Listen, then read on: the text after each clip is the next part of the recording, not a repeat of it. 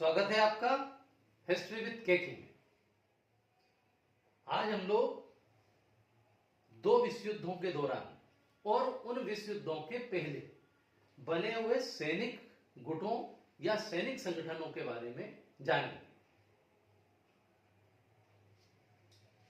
विश्व पटल पर यदि देखें तो दो भयंकर विश्व युद्ध हुए और इन विश्व युद्धों ने संपूर्ण विश्व को बुरी तरह से प्रभावित किया।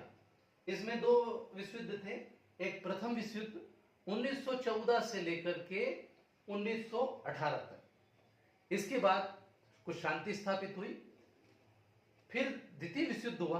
प्रथम विश्व युद्ध के बाद जो संगठन बना था राष्ट्र संघ, वो रोक नहीं पाया द्वितीय विश्व युद्ध को, और 1939 से लेकर 1945 तक द्वितीय विश्व युद्ध हुआ। यहां इसके बाद संयुक्त राष्ट्र संघ का गठन हुआ। इसके बारे में हम पहले से वीडियो बना चुके हैं। संयुक्त राष्ट्र संघ, प्रथम विश्व युद्ध, द्वितीय विश्व युद्ध, इन पर वीडियो बने हुए हैं, आप देख सकते हैं उनको। यहां हम जो बात करेंगे वो विश्व युद्धों के पूर्व यानी प्रथम विश्व युद्ध के पूर्व और दो विश्व युद्धों के बीच में बने हुए सैनिक गुटों के बारे में, सैनिक संगठनों के बारे में जानेंगे, क्योंकि ये जो सैनिक संगठन थे इन्हीं ने काफी हद तक इन विश्व युद्धों को जन्म दिया।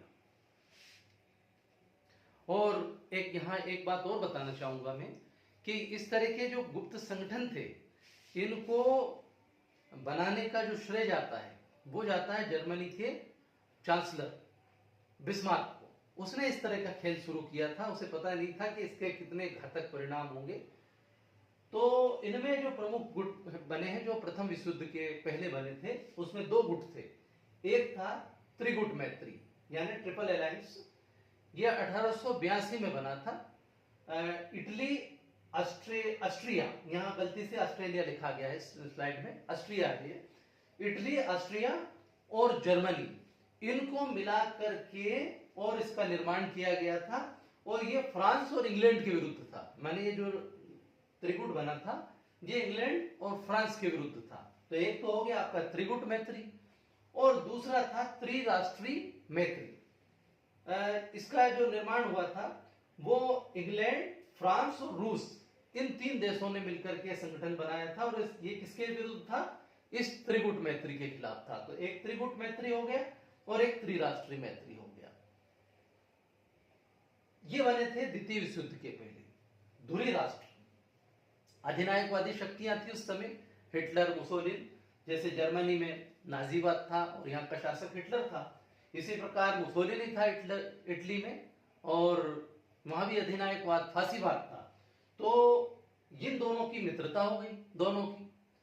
अब इसमें बाद में जापान भी अपने हितों के लिए मिल गया। तो रोम, बर्लिन, टोक्यो धुरी के नाम से तीन राष्ट्र बन गए। इनको रोम, बर्लिन, टोक्यो भी धुरी भी बोलते हैं। तो धुरी राष्ट्र थे ये, इन तीनों ने। और इनका उद्देश्य क्या था? वर्साई की जो संधि थी प्रथम विश्व युद्ध के बाद हुई थी, उस प्रथम विश्व युद्ध के बाद हुई संधि का विरोध करना, क्योंकि इसमें जर्मनी के ऊपर बहुत सारी शर्तें ऐसी ला दी गई थी जिनको कि किसी राष्ट्र के लिए बहुत ज्यादा अपमानजनक थी। तो हिटलर ने कहा ही था कि हम वर्साई की संधि को रद्दी की टोकरी में फेंक दो, हम उसको नहीं मानते। तो इस तरह से ये संगठन जो था धुरी राष्ट्र, ये पूरी तरह से वर्साई की संधि का और उसमें सम्मिलित देशों का विरोध करता था, इसलिए इनका संगठन बन गया। एक और संगठन बना इनके विरुद्ध मित्र राष्ट्रों का। फ्रांस, पोलैंड, चेकोस्लोवाकिया, क्या यूगोस्लाविया, रोमानिया, ये थे। और जब युद्ध आरंभ हो गया 1939 में, तो फिर इसमें आकर के इंग्लैंड और रूस भी जुड़ गया। बाद में पर्ल हार्बर की घटना हुई, जिसके बाद अमेरिका भी इस युद्ध में शामिल हो गया और युद्ध ने और विभीषिका का रूप ले लिया। बाद में जापान के हिरोशिमा और नागासाकी, इन पर परमाणु बम गिराए अमेरिका के द्वारा, जिसके कारण बहुत ज्यादा तबाही हुई। उसके बारे में अलग से हम वीडियो बनाएंगे। लेकिन इन दोनों ही को ही देखें, प्रथम विश्व युद्ध और द्वितीय विश्व युद्ध, तो इसमें मित्र राष्ट्रों की ही जीत हुई और बाकी इन राष्ट्रों को आत्मसमर्पण करना पड़ा। बाद में जापान को, जर्मनी, इटली भी पराजित हो गए। तो इस तरह से ये जो संगठन थे ये काफी हद तक जिम्मेदार थे इन युद्धों के लिए। आशा है मेरी इस वीडियो से आपको इन संगठनों के बारे में, इन गुटों के बारे में समझ में आ गया होगा। यदि वीडियो अच्छी लगे तो प्लीज इसे लाइक करें, शेयर करें।